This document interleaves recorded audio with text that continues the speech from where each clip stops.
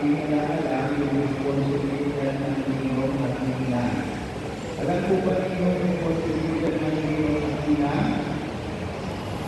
Pag hindi makapag-aral ang inyong inaanak, magpapaaral kayo ng inaanak. Pag namatay ang inyong kumari at kumpari, ang huli-huli yan. Hindi yan nagbibigay ng 1,000. Tama ba yung pinakora? Hindi pa ka eh. No. Kaya dapat po, mga kapatid, hindi mo nagbibigay kayo ng kapatid mo. Sabihin sa mga ina at sa mga kapatid. Kasi paano mo hindi na alam, para alam na sabihin ko ang pangkal na hindi makakapagpapon. So, ulitin ko, hindi naman po yung ating bumili na paalalan dito. Ano ang sinasabi ng ating mabuting balita sa araw na ito? Unang-una, maging makasunod tayo sa Diyos. Sabihin yan sa katabi mo, huwag kang pasaway. Huwag kang pasaway. Mga kapatid, bakit pupunta sa templo sina Jose at si Maria kasama po si Jesus? Palagay mo si Sir Manuel, Mirna. Bakit kaya kinalan? Kasi po yung pagsusunod sa bata. So dapat masunurin tayo. Hindi po tayo reklamo ng reklamo. Hindi po tayo ay laging may sinasabi. So maging masunurin tayo kasi po ang masunurin ko pinagpapala ng Diyos. Sabihin ko yan sa sabi mo, pagpapalain ka ng Diyos ang masunurin ka.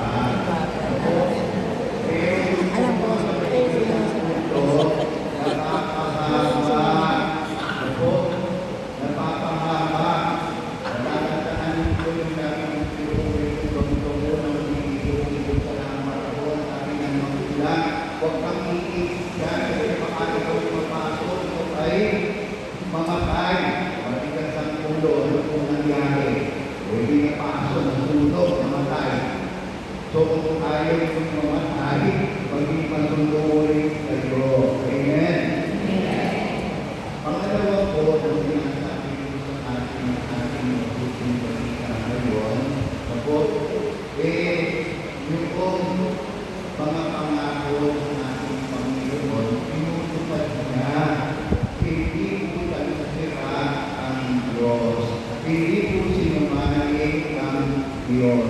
Sabihin mo sa katabi mo, huwag pang sinungaling. Huwag pang pangako ng hindi sinungaling. Sorry na, dapat ako sorry.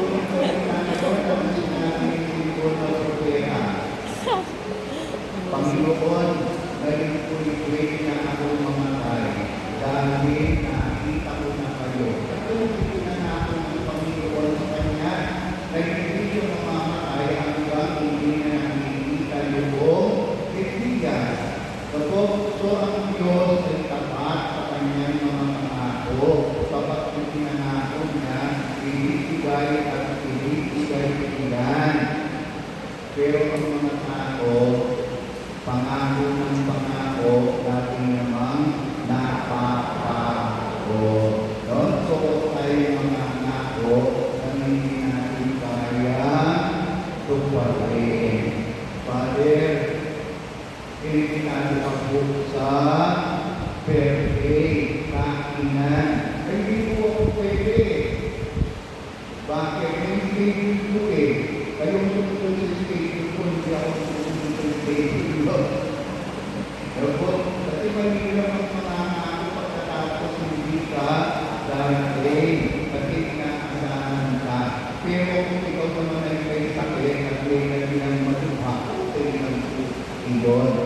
So, ulitin ko, tayo pangako ng pangako. Kung tayo magsasabi, promises are made to be broken. Hindi po, kailangan kapag tayo nangako, tinutupad natin yung ating pangako. Panguli po,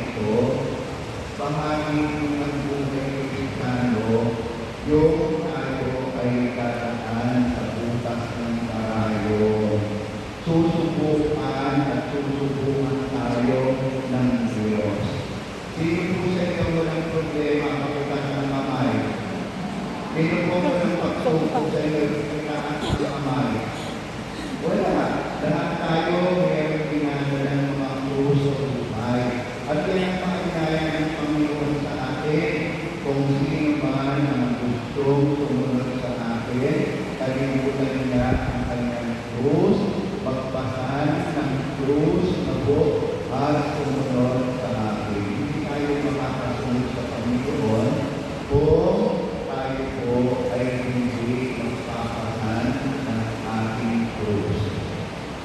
Mga problema at mga pagsubok kakayanin natin kung hindi tayo tutulong sa Panginoon. Sasabihin natin, hindi natin kaya. But with God, everything is possible. Panghuli po at pang-apat. Father, pangatlo pa lang, bakit may pang-apat sa ngayon? Kaya na.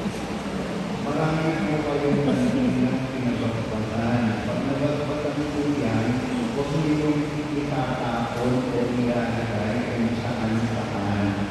Kung kailan ang dami-dami yung pinagpapatan, pagkatapos, kung saan-saan lang nito, itinatapon o itinatapo.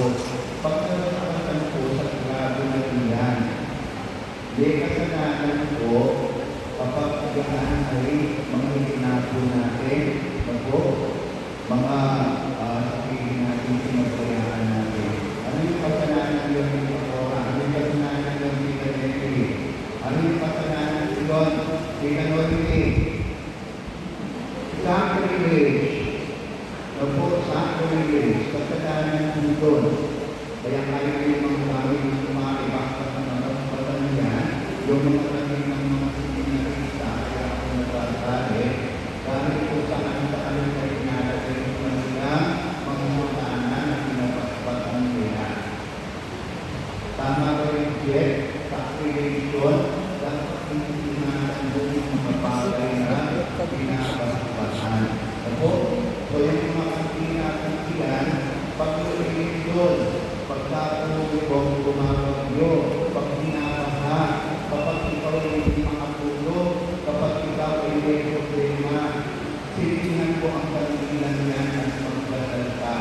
Magpapaalala sa iyo na hindi ka pala nag-iisa, na mayroon kang Diyos na kasama. Yan po ang purpose kung bakit mayroon kang bilang pinapaspasan kapag mayroon araw na ganito o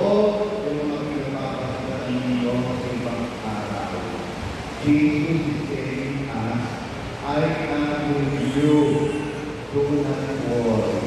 Sabihin mo sa katabi mo, kasama mo si Jesus. Kaya huwag kang magsasama. Tumakinig niya sa tayo. Walang kasalanan. Example. O, bakit asawa ko? Matagal mo ako.